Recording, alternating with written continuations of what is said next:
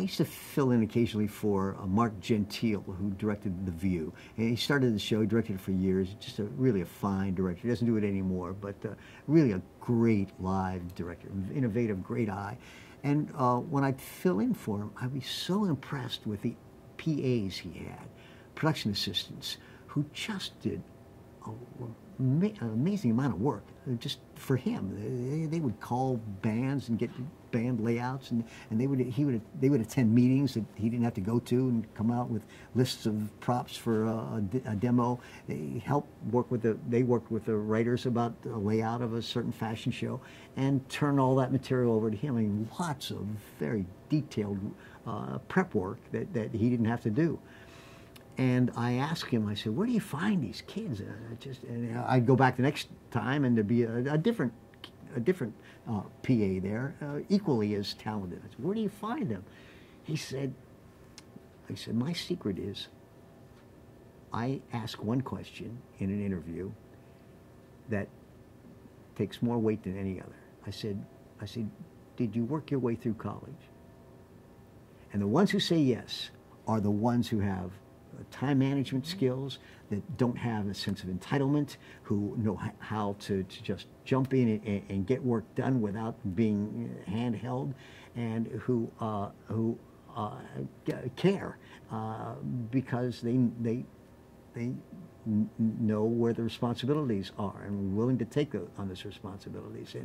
And I guess that my advice is, I'm not saying cut off your parents and give up your scholarships and get a job in the dining hall, but maybe I am. But there is something to that, and it has to do with work ethic and not expecting more than you should. I also tell college kids to get as broad an education as possible. If you're in a liberal arts school, take advantage of the opportunity to get electives in all kinds of other things. As I said, I wish I had taken Spanish and spent more time in Spanish class. But I'd be a better director, a better producer, a better writer if I had also taken a little bit of philosophy, a little bit of economics. I'd be better at budgets, a little bit of theology. I know a little bit about a lot more stuff. And that little bit about more stuff would have made me a better documentarian and certainly a better writer and a better conversationalist. I also tell them that it's not critical that you pick something now that you're going to do for the rest of your life.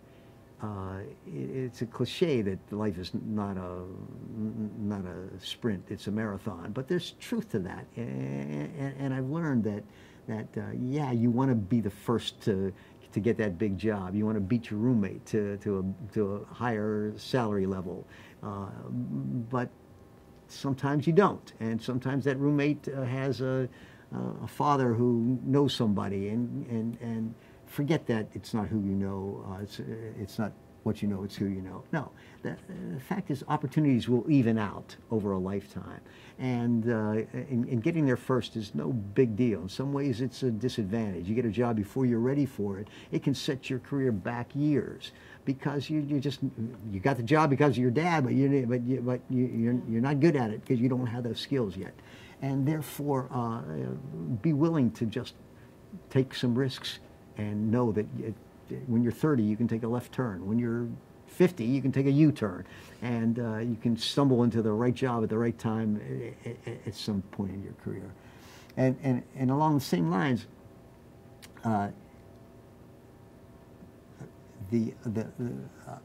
kid out of school often thinks that he has to make a decision about exactly what it is that he's going to do. And I said, unless you want to be a ballet dancer, you don't have to choose right away, and you can make changes.